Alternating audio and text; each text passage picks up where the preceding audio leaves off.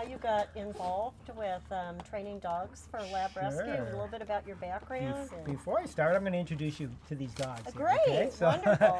So this is Buster, and Buster is a Golden Gate Lab rescue dog that I've taken in.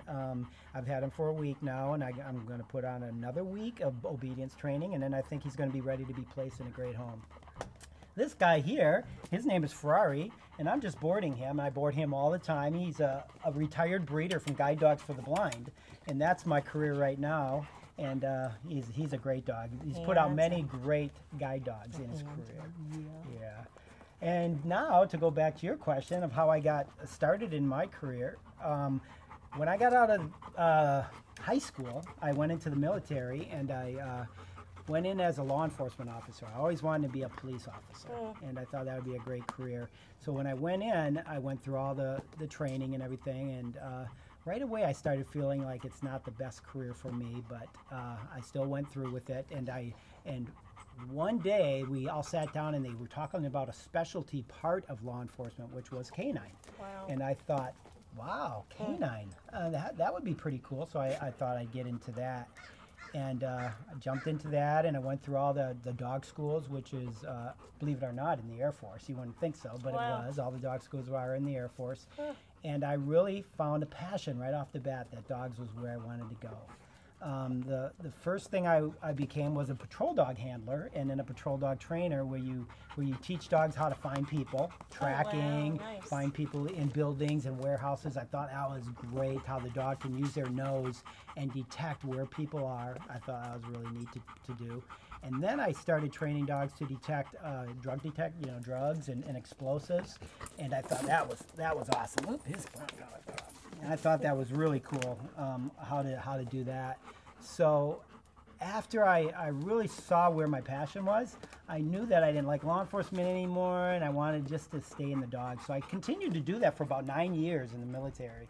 And then I thought I wanted to see if there was anything in the civilian world that had that possibility.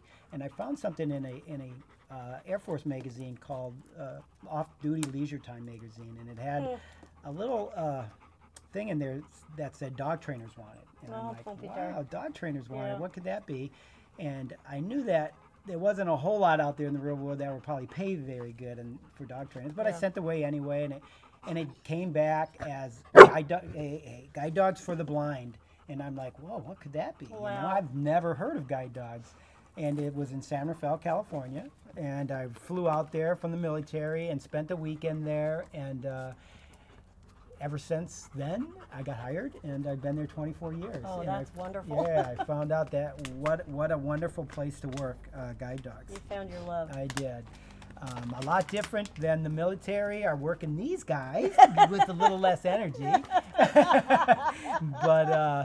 but just love working with dogs all around. Yeah. And then what got me into working with the Golden Gate Lab Rescue is after being, working with guide dogs for many years, I started getting into doing some side business with training dogs on the side and obedience training and just things like I'm doing now with Golden Gate Lab Rescue.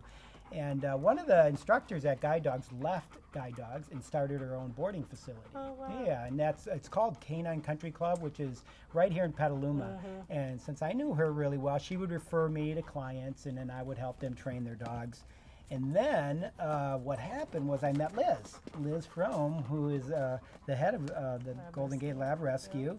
And her and I got to talking, and it ends up that she boards her dogs there if they can't find a foster care home. So she'll board the dogs there for a while and then find good homes. Oh, he's settling now. Good boy. And so her and I got talking, and she thought it would be nice if I could take some of the more energetic dogs, like this guy Buster, and calm them down, work on their obedience. And I thought that would be great. I would love to help her. And probably I've been now doing that for 3 years, helping her out with placing the more energetic dogs and then calming them down, putting obedience on them, and putting them in homes. And geez, I don't know how many dogs I've trained, probably up to 20, 25, maybe even more. For Lab Rescue? That are in some nice homes right now. Wow. So what really motivates you to do this for Lab Rescue? Well, I love dogs, so that's my biggest passion and motivation. But I really love doing what knowing that I'm helping what Lab Rescue does, you know, saving dogs that may never get rescued, dogs that may never go to a loving home and get the structure they really need. So when I see that happen, and then I get emails and calls back after a few months after they come back, after I place them out, and they say how well they're doing, that's what keeps motivating me to keep doing this and doing this. Yeah, it's really good. Hey, did you hear that, Buster? Well, how do you assess, looking at Buster here with his behavior right now, he's a typical lab pup. How do you assess the difference between, in training, between a dog's temperament and their behavior? That's a common question. Oh, absolutely. The first thing I do is always assess their temperament, because I want to make sure, are they going to be a good dog overall, or is this just a behavior issue? So sometimes when you're walking a dog and they're pulling hard on the leash, and I hear that, I'm looking at, is that a dog that's looking to be aggressive? And if a dog is out there being aggressive, it sometimes could be a temperament, hardwired issue that they've learned throughout their life, and then now it's hardwired in their brain. So it's more like personality. Yeah, it's like like a personality that a lot of training will still not change it, but you can manage it. And when we play somebody, we don't want anything like that. We want to know that the behavior can be changed and it'll be a nice dog. So leash frustrations is another one, where a dog's on leash and wants to protect everything, and they'll see something in a distance, they start whining and barking. Is that temperament? Yeah, that's pretty much a temperament thing too, that you don't want to see in a dog. So what we're looking for is a dog that their behavior can be changed to a really nice dog. Someone that's just pulling because they never learned otherwise. You know, they want to go smell the grass, smell the bushes. My job there is just to show them, no, you got to walk the way I want you to walk. And we'll probably demonstrate that shortly. Yeah. And then you can't sniff the bushes until I tell you. You can sniff the bushes, right? and all those good things. And then behavior issues like jumping on your furniture in the house and barking in the backyard. All those are easy behaviors to change, and it's not so much a temperament hardwired issue. So that's kind of the difference between the two. That's great. I'm going to demonstrate the importance of consistency and what's really important when people take their dog on a walk, and why dogs walk really rambunctiously. So what I like to do first is make sure the dog's calm. If I open the door, he should not run out. I've been working with him a little bit, so he'll probably be pretty good, but he may try to go out. So as soon as the door opens, he should look at it not as an escape, but as I'm going to wait for you to go first. So I'm going to ask him to sit. Sit. Good. If he wants to lie down, it's just a plus. Good boy. As long as he's waiting patiently and calmly at the door, that's what you want. Calmness before you take a dog on a walk.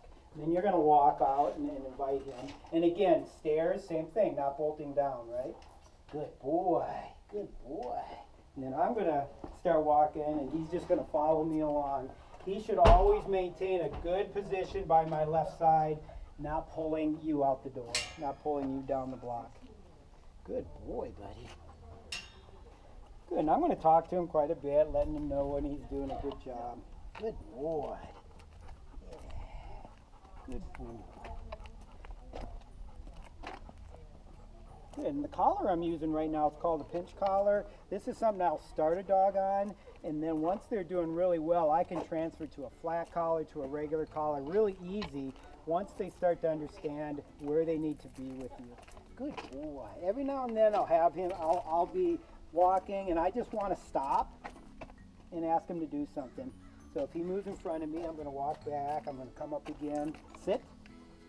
Good, and I'm going to kind of expect good positioning with him. Good boy. It just shows him that, again, I'm the one in control, I'm the leader of what's going on here, and he's following me. Let's go. Good boy. Good boy. So anytime I change my pace, he should be able to follow quicker, and if I slow way down, he's going to slow way down with me. And I can go faster, slower, good boy, and have him sit. Good.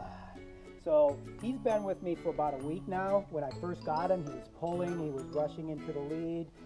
Trained him how to do this in about 5 days. Really easy, probably even sooner than that. And now it's just being consistent, doing it day in and day out of showing him how to walk nicely on